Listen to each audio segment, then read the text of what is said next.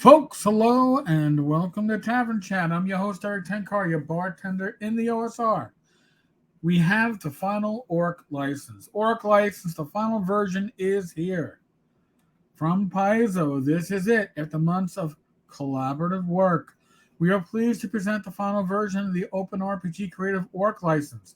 The license is system agnostic, perpetual, and keyword irrevocable open gaming license that provides a legal safe harbor for sharing rules and mechanics so as to encourage collaboration and innovation in the tabletop gaming space. After much commentary and iteration, the ORC license and the accompanying ORC Acts, answers and explanations, we're going to go over that in a little bit, document are now final and ready to be used by game publishers large and small. We've posted the final drafts below. The public commentary portion of this process is now complete, and there will be no further changes. We are grateful to everyone who contributed thoughts, criticisms, and suggestions.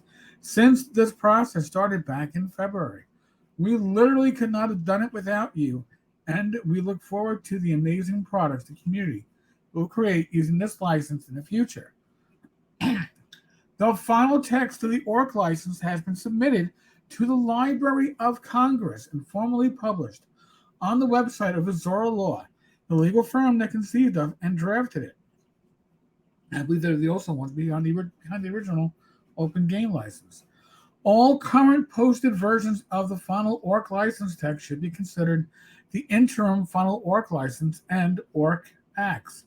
As soon as copyright registration is finalized, these documents will be updated with a final copyright registration number, which we expect will be ready in about 6 months. In the meantime, publishers are free to begin using the ORC license right now. No other elements of this document will be changing in the future. Azora Law Managing Partner Brian Lewis and representatives from Paizo, Chaosium, and other publishers will be offering a panel on the ORC license at the upcoming Gen Con Indy 2023 in early August, where we will answer questions about the license and give suggestions on how best to use it.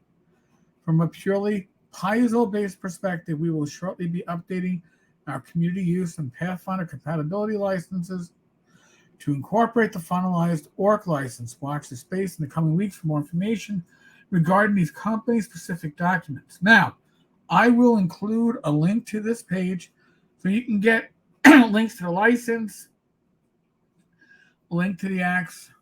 But we're going to look at the acts. I think the acts is very interesting because it really does do a great job of breaking stuff down. I am not a lawyer, so if you want me to talk about the legalese of some of the shit, I'm not the one.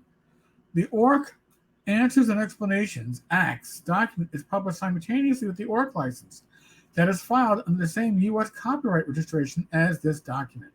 The Act serves as the official frequently asked questions (FAQ) document for the ORC license project. One purpose of the Acts is to provide a general direction for the drafter's intentions in interpreting the ORC license and the event. In the event of a dispute, the Acts is intended to be admissible and used by any adjudicating body for such purpose. Subsequent versions of the Act shall not be admissible for purposes of determining the drafter's intentions with respect to the ORC license. So this is the snapshot, right? This is the one that if it goes to court, this is what our intent was. All right?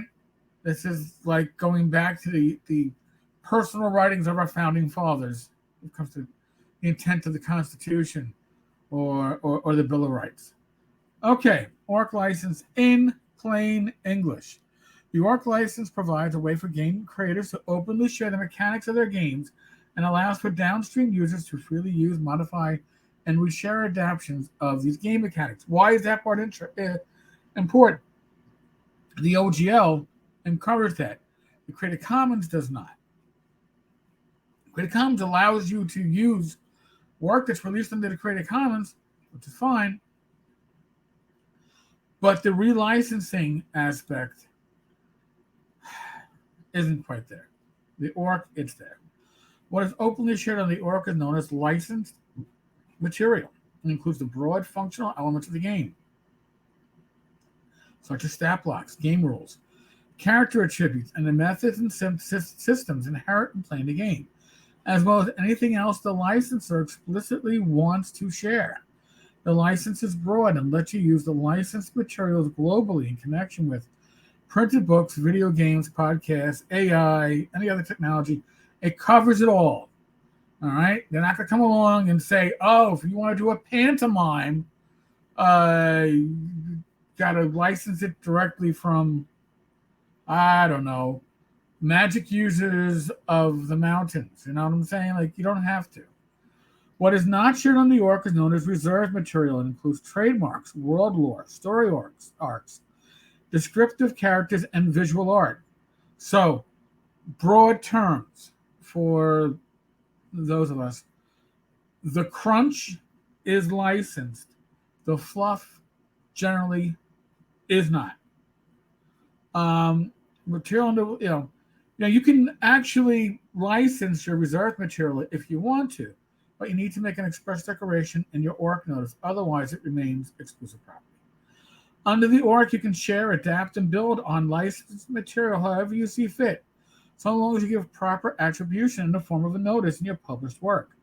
This notice both credits the upstream licensors and their contributions to the work, as well as provides an easy way for downstream users to credit the author of the work in which the notice appears.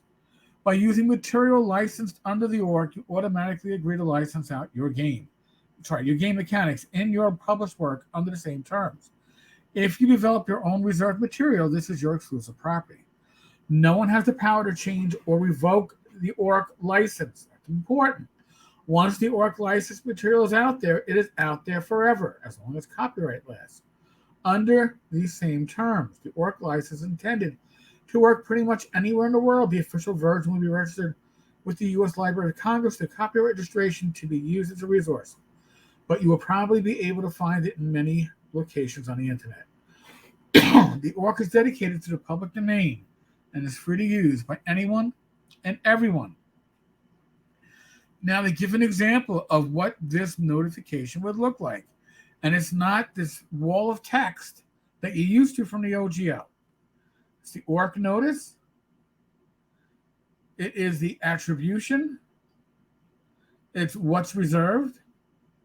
And expressly designated licensed material. So if you're saying some parts that would normally be reserved, I'm going to license out, you can do that. You could license out your entire work if you wanted to. Then they go into, why did you create ORC? Why is the license so complicated? Again, we're not looking at the license. We're looking at the ORC acts. We're looking at basically the FAQ. Who controls the license? This is important. No one controls the ORC license. We felt it crucial that there be no parent organization. There was talk initially of a parent organization. And my sources were telling me the issues with that is politics. Any human-controlled organization can be politicized, acquired, or corrupted. The license derives integrity from not having the capacity to be updated or revised. This is it. No update could be permitted to change a pre-existing license, and no licensor or licensee could be forced to accept a third-party proposed revision. If someone in the future wants to propose a new license, they can always do that, but this license will not cease. Who enforces the ORC? The upstream licensors can sue to enforce the license. Can the ORC license be updated, revoked, or amended? It cannot be updated, amended, repealed, revoked, or deauthorized by anyone, not ever. There will be no subsequent versions. Once you offer to license your content out under the ORC license, your offer to license that content to new publishers remains irrevocably in place. Think about that, folks. All right? Kind of like with the OGL, but then we were told all of a sudden it could be revoked. This is in place. This is what it is. Now, why did Azora Law register copyright in the ORC license? We needed a system to ensure that no one could modify the ORC license once it was released. To do so, we've put it on file as a registered copyright with the U.S. Library of Congress. If there was ever a dispute, there would be an unalterable, disinterested party, the U.S. government, that could hold the original. We didn't want a controlling organization because any organization can be politicized and manipulated. For those of you that were worried about a morality clause, that's part of the politics that were behind the scenes. I am very glad, I am extremely glad that Eric Mona and others ensured that that would not happen. The best way for a license like this to work is to be apolitical. There was no host site we could find that could guarantee would never alter the license or manipulate its terms. We hope this license lasts many decades, and thinking about this in the future is daunting because so much is possible. Azora law will never enforce copyright in the ORC license and hereby dedicates it to the public domain. Like game mechanics, there isn't much copyright protection for instructions that compromise a license, but that isn't why we registered it. If you want to copy, distribute, display, or make derivatives based on the ORC license, knock yourself out. That means you can make Bonzo Billy's Orcish license, and yeah, you can put a morality clause in it, but it's not the ORC license. It's not part of the ORC license. You're not building off the ORC license. You're not. That's your own material, and it's your own downstream. That's my interpretation of that. Why not create a commons? Unfortunately, the share alike provision requires the downstream community to share their entire work without the ability to designate any reserved material retained by the original publisher. That's by the CC BY SA share alike. But the regular CC BY, which gives everyone the right to use the contents in the SRD, which is the coast designated, gives you the material, but doesn't. There's no obligation to relicense whatever innovations, whatever work you did to the community. So it kind of kills that. They call it the virtuous cycle of open source communities. I think it's viral, and I think that's just as important. Can I pull my stuff out of the ORC license once it's out there? No. How long does it last? Forever. Can I use it on a board game? Yes. So can you translate? Do you need an SRD? No, but you could. I suggest that I'm not going to give you the whole facts or the acts. I suggest you read it. It's written so the average Joe or Jane can make good sense of it. I think it's a well done thing. It's making me think, do I need to build Continual Light from scratch? Not changing the mechanics are out there, and I could probably have something that's 100% compatible with Swords and Wizardry Continual Light and just go with the ORC. May talk to a contract attorney in the industry before I go forward with that. But might not be too much of a rewrite. I want to get it out. I don't know if Wizards of the Coast is ever going to put the SRD 3.1 under the Creative Commons. It doesn't seem like it. They said they would, but we haven't seen anything going on in that. But the AX or the FAQ is just over 8 pages long. Again, it's worth the read. Please read it. But like I said, I will include a link to the Paizo post that has all your links for the ORC license, for the AX, for the redlined ORC license, for the redlined AX. I'm thrilled. I'm happy to see this to finally be out there. I think we're going to see it get really used. All right, folks. On that note, hey, it's a Friday. Hey, there's no live stream. It's the 5th Friday of the month. There may be a second video. I will see. It's possible. In the meantime, there is a live stream tomorrow. Gamers Health. We've already discussed what we're going to have as our main topic. You'll find out tomorrow. All right, folks. On that note, be safe, be well. God bless. Roll this dice, roll them well. Maybe another video later on tonight. We'll see. If not, I'll see you all tomorrow. God bless.